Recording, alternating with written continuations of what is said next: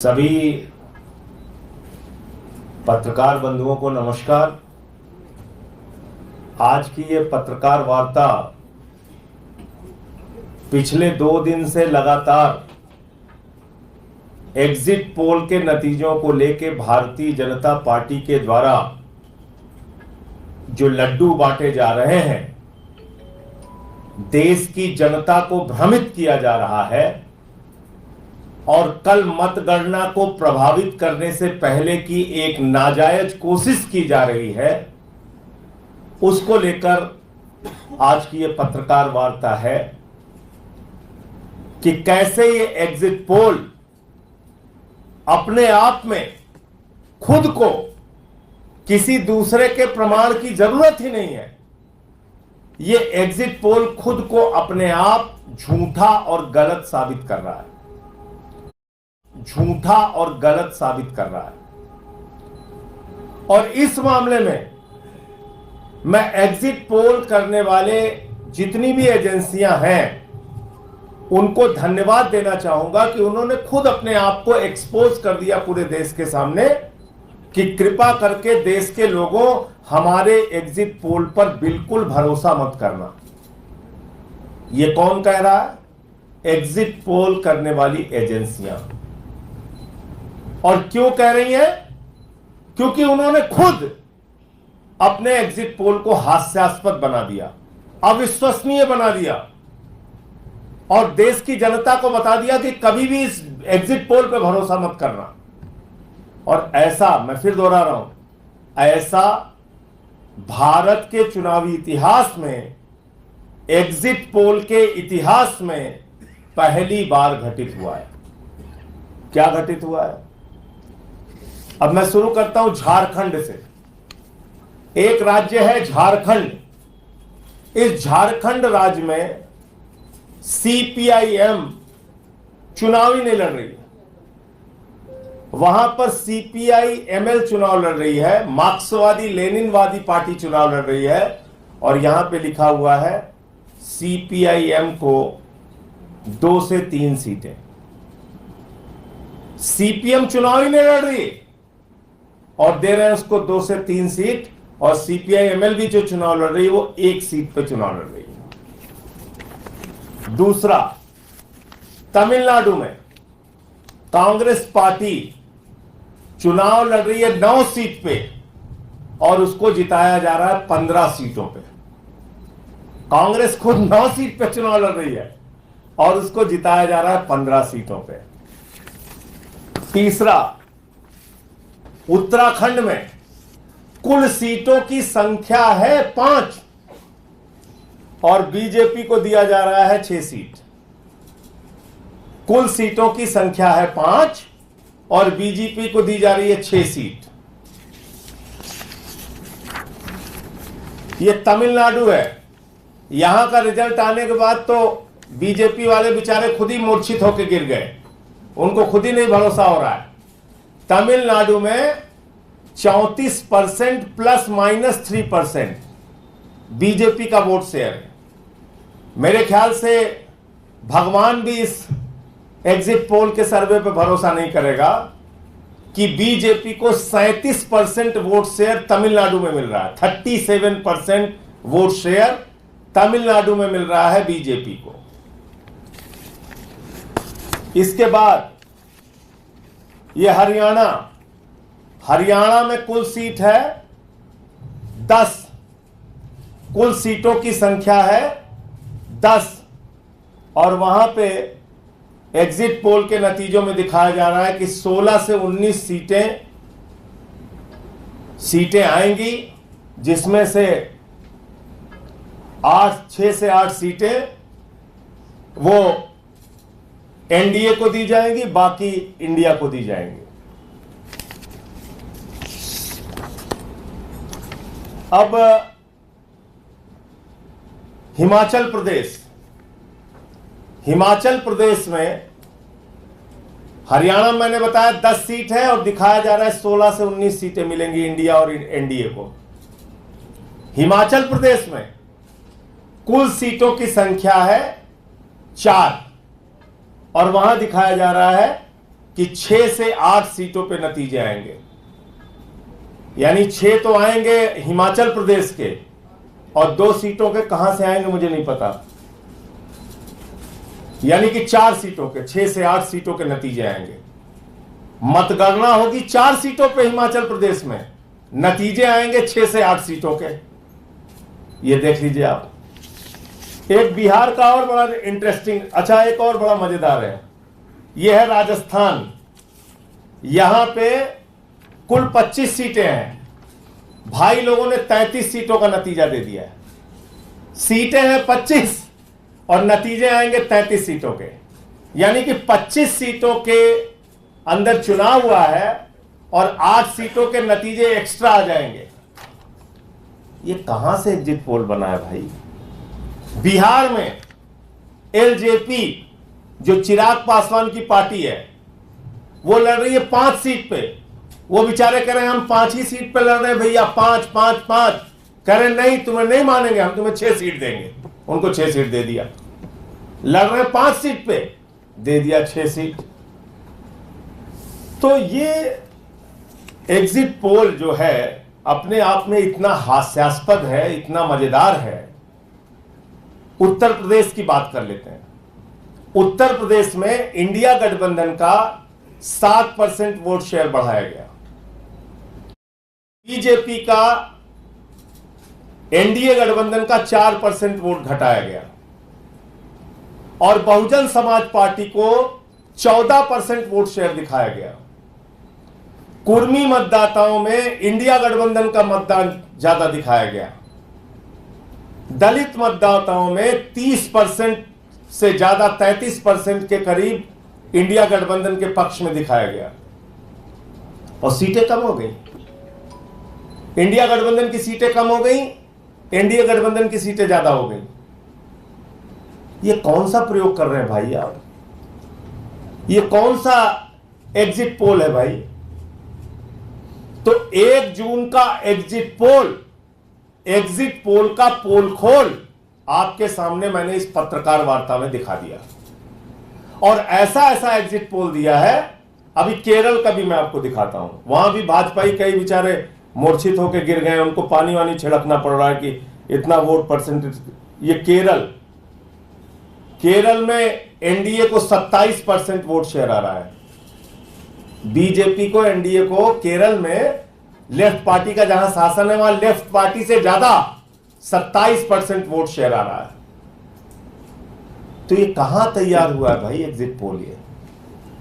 ये कहां पे बनाया गया एग्जिट पोल?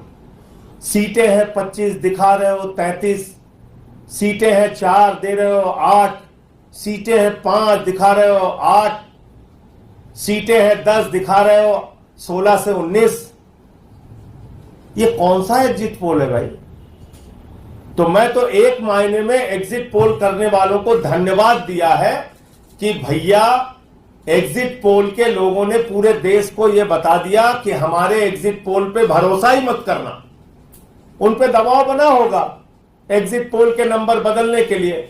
उन्होंने कहा ठीक है मोदी जी, हम ऐसा नंबर बदल देते हैं जिस पे जनता विश्वास ही नहीं करेगी। तो यह काम हुआ है।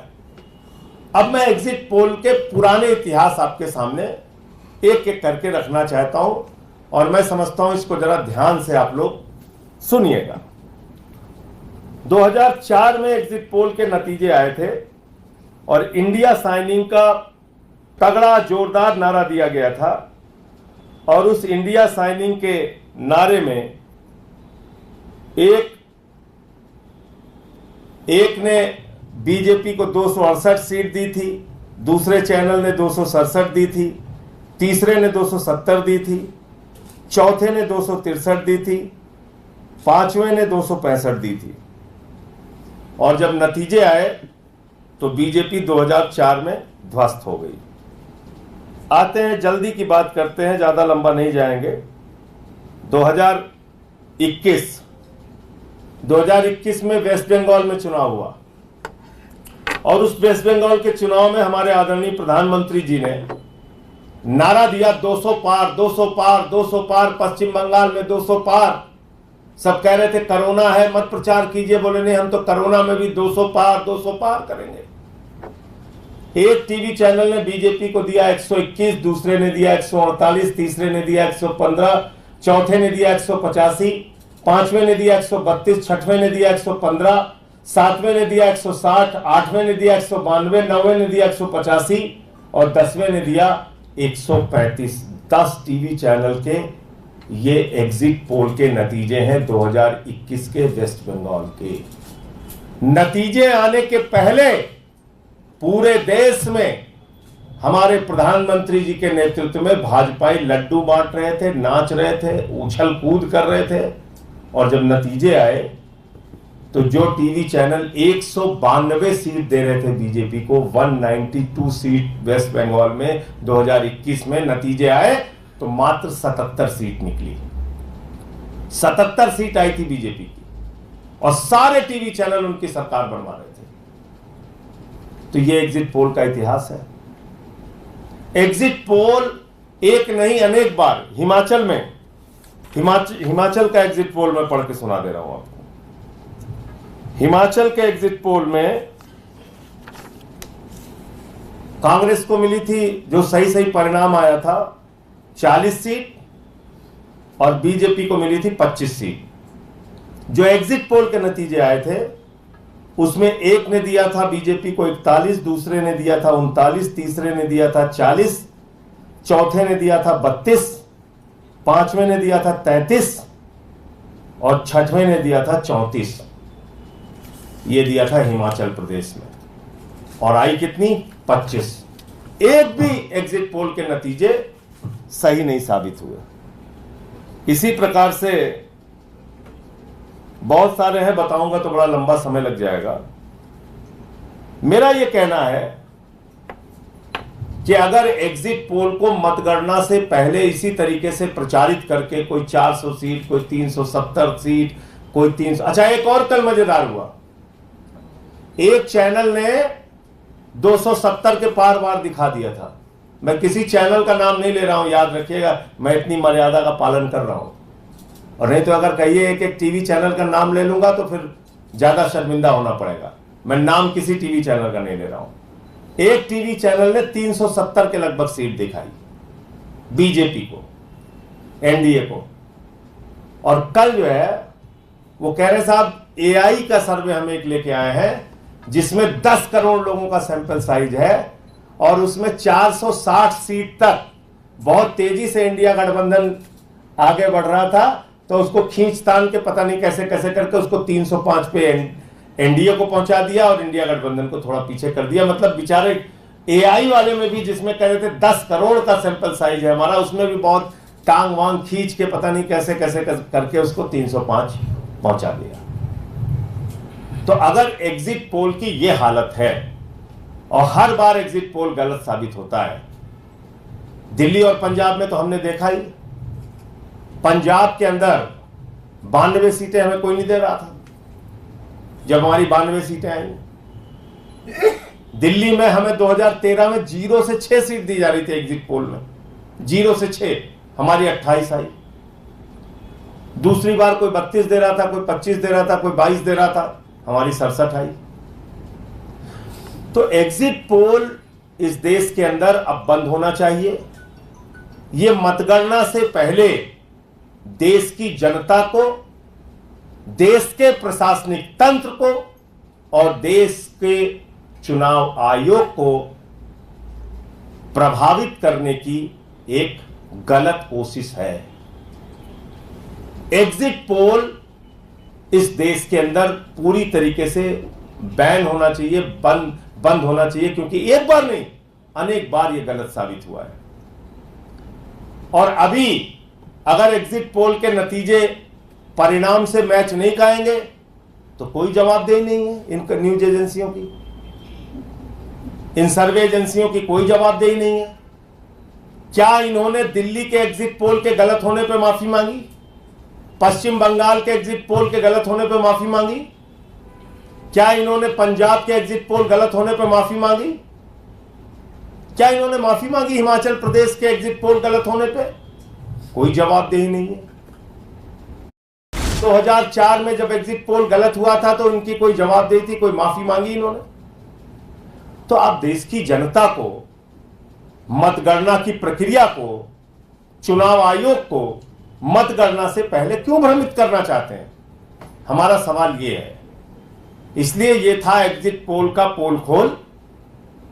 इस पर देश की जनता को बिल्कुल भरोसा नहीं करना चाहिए और कल मतगणना केंद्रों के बाहर और अंदर पूरी सावधानी बरतनी चाहिए कि एक भी मतदान के दौरान एक भी वोट की गिनती में भाजपा वाले कोई हेराफेरी ना करने पाए, क्योंकि एग्जिट पोल ने तो खुद ही कह रहे हैं चिल्ला चिल्ला के एग्जिट पोल वाले कि हमारे ऊपर हंसिए, हमारे ऊपर भरोसा मत कीजिए। मतलब 37% वोट शेयर तमिलनाडु में एग्जिट पोल ने दे दिया।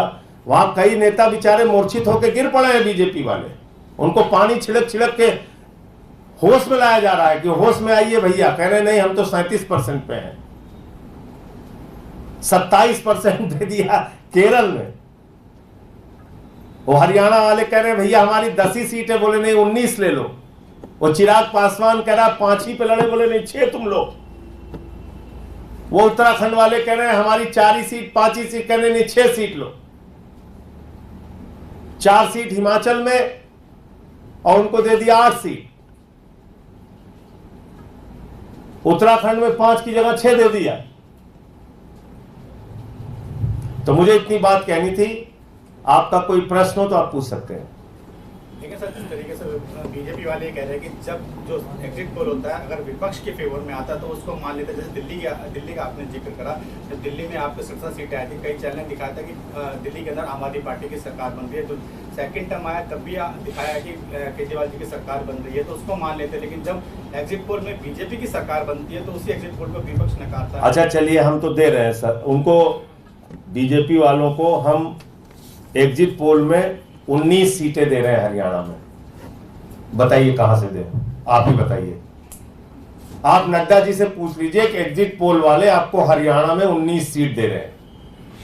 नड्डा जी से पूछ लीजिए 19 सीट कहां से पैदा करेंगे वो, पूछिए ना उनसे। चिराग पासवान से पूछ लीजिए कि भाई एग्जिट पोल वाले आपको 6 सीट बिहार में दे रहे हैं, चीख रहे हैं, अनाउंसमेंट कर रहे हैं, कह रहे हैं 19 देंगे 19 देंगे। नड्डा जी कहां से लेंगे, पूछिए उनसे, या मोदी जी से पूछ लीजिए। 8 सीट हिमाचल में दे रहे हैं। हिमाचल वाले कह रहे हैं भैया हमारे यहां परसीमन नहीं हुआ, अभी 4 ही बची हैं।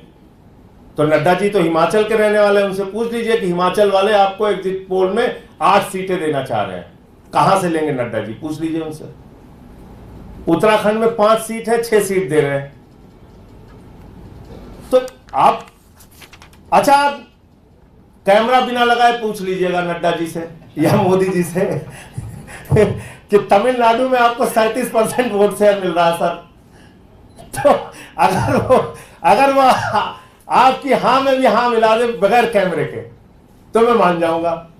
27% वोट शेयर केरल में दे रहे हैं। ये भारती जी हमारे केरल के प्रभारी थे। 27% वोट शेयर बताओ वहां पे बीजेपी को मिल रहा है। तो मतलब अच्छा 33 सीट दे रहे हैं राजस्थान में, वहां 25 सीट है, कुल 25 सीट है, 33 दे रहे हैं। मतलब मैं कह रहा हूं कि मैंने बहुत सारे एग्जिट पोल देखे हैं, बहुत सारे एग्जिट पोल को गलत होते हुए भी देखा है। वेस्ट बंगाल का उदाहरण आपके 10 चैनलों के सामने आपके रखा, लेकिन मैंने कभी आज तक एग्जिट पोल के या चुनावी इतिहास में कभी ऐसा नहीं देखा कि स्टेट में जितनी सीट है उससे ज्यादा सीट दिखा दी जाए या ऐसे वोट परसेंटेज दिखा दिए जाए जो लोगों को खुद ही अविश्वसनीय लगे। मतलब बीजेपी वाले भाग जाएंगे तमिलनाडु छोड़ के, कहेंगे हमें नहीं सुनना भैया, 37% वोट कहां मिल रहा है, हम कैसे आपको बताएं, उन्हीं से पूछ लीजिए आप।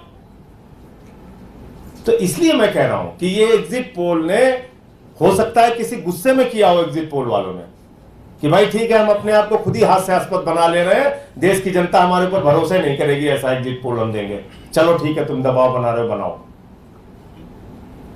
हो सकता है ये भी एक तरीका होता है, कई बार अपने आप को खुद ही झूठा साबित करने का एक तरीका होता है कि गड़बड़ सड़बड़ नंबर दे दो, लोग भरोसा ही न करें। और एक इंपॉर्टेंट पॉइंट ये है, चुनाव आयोग ने जो कहा प्रेस कॉन्फ्रेंस में आज कि साहब शिकायतें लेके आ जाते हैं और चुनाव आयोग पे सवाल उठाते हैं। देखिए चुनाव आयोग की जवाबदेही जनता के प्रति है।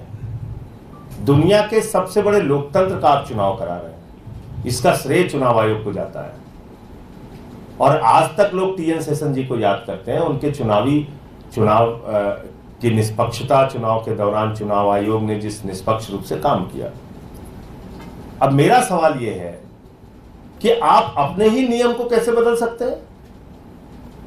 ये मैं लाइन पढ़ के सुना दे रहा हूं जिसपे सबसे ज्यादा सवाल कल से उठ रहे हैं। 2009 का ये पत्र है चुनाव आयोग का, और ये पत्र क्या कह रहा है? Election commission letter number 470/2009 EPS dated 21 January 2009 address to chief electoral officers of all states and union territories. ये सबको पत्र लिखा गया है 2009 में 21 जनवरी को। और इसका 5वां पॉइंट जो बहुत इंपॉर्टेंट है वो अभी आपको दे दूंगा, इसको पढ़िएगा। इसमें लिखा हुआ है, under no circumstances the results of all rounds of EVM counting should be announced before finalizing the postal ballot count. Postal ballot counting को फाइनलाइज करने से के पहले, जब तक ईवीएम की काउंटिंग अंतिम राउंड की खत्म होती है, उसके पहले आपको पोस्टल बैलेट की काउंटिंग को फाइनलाइज करना होगा। यानी ईवीएम के अंतिम राउंड की मतगणना से पहले सारे पोस्टल बैलेट की मतगणना की जानकारी आपको देनी पड़ेगी। ये तो 2009 में खुद इलेक्शन कमीशन ऑफ इंडिया ने पूरे देश के चीफ इलेक्टोरल ऑफिसर्स को चिट्ठी लिखी है, पूरे देश के सभी प्रदेशों के। तो आप अपनी बात से कैसे पीछे हट सकते हैं? अच्छा, फिर 4% पोस्टल बैलेट है इस बार, आप उसकी मतगणना कर लीजिए और ईवीएम का अंतिम राउंड जब गिना जाए उसके पहले आप बैलेट पेपर के जो वोट हैं उसको अनाउंस कर दीजिए। अगर आपके मन में कोई गड़बड़ी नहीं है, अगर आप कोई गड़बड़ी नहीं करना चाहते हैं मतगणना में, तो ये तो आपका नियम है ना, हमारा थोड़ी है। 2009 की चिट्ठी है आपकी, तो इसमें आपने लिखा हुआ है कि भाई ईवीएम के अंतिम राउंड की गिनती के पहले पोस्टल बैलेट की गिनती पूरी तरह से संपन्न की जाएगी और उसकी घोषणा की जाएगी। हम सारे लोग जानते हैं, ईवीएम का पहला राउंड खत्म हुआ, उसका रिजल्ट अनाउंस होता है। दूसरा राउंड खत्म हुआ, उसका रिजल्ट अनाउंस होता है। 19वां राउंड खत्म हुआ, उसका रिजल्ट अनाउंस होता है। 25वां राउंड खत्म हुआ, उसका रिजल्ट अनाउंस होता है। 26वां राउंड, 27वां, 28वां जितने जहां पे वोट होंगे, उसके ईवीएम की काउंटिंग के पहले आपको बैलेट पेपर की काउंटिंग कंप्लीट करनी है और उसके नतीजे अनाउंस करने हैं। इतनी तो बात कह रहा है इंडिया गठबंधन। कल जो हमारा प्रतिनिधिमंडल मिला था, इसमें क्या गलत कह रहा है?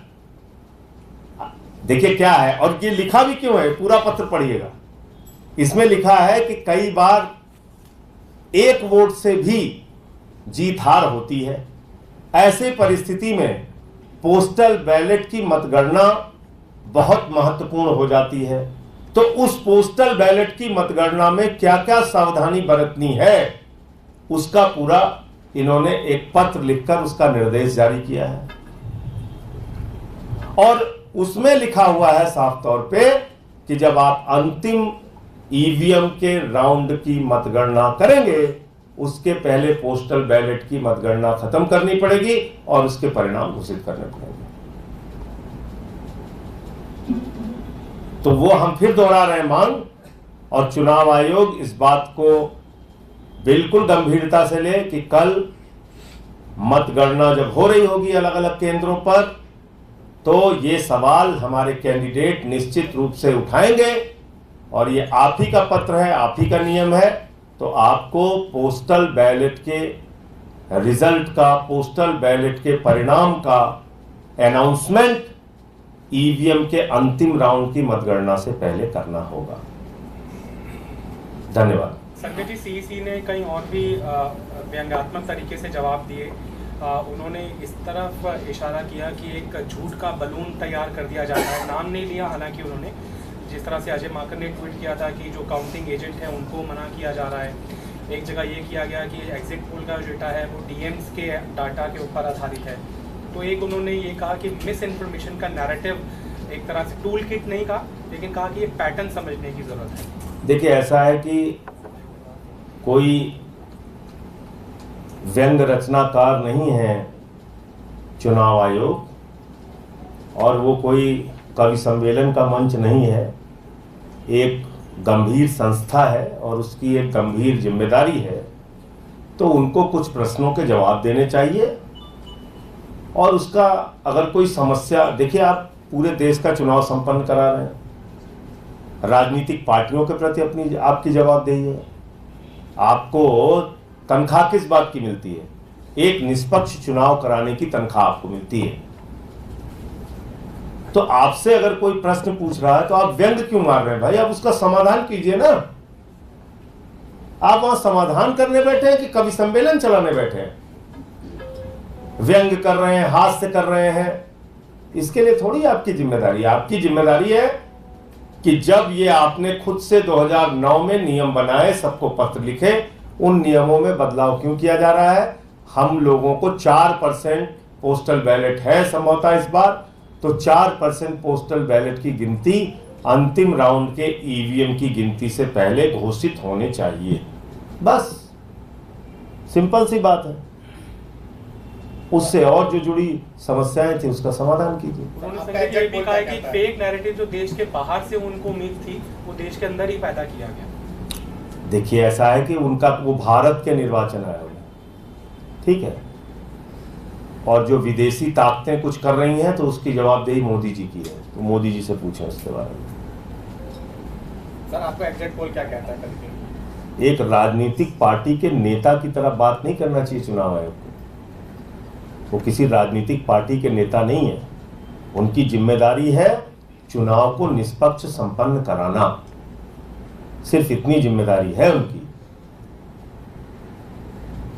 हमारा एग्जिट पोल इंडिया गठबंधन का, मैं फिर दोहरा दे रहा हूं, 295 सीटें इंडिया गठबंधन को मिलेंगी। और ये एग्जिट पोल जनता का एग्जिट पोल है, और जो टीवी चैनलों पे दिखाया गया वो मोदी का एग्जिट पोल है।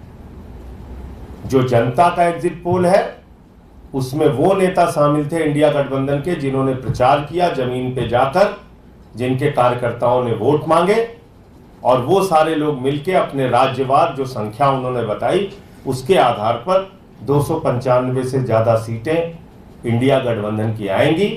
और इंडिया की जो सरकार 4 जून को बनेगी वो देश के हित में काम करेगी, जो वादे हमने पूरे किए हैं।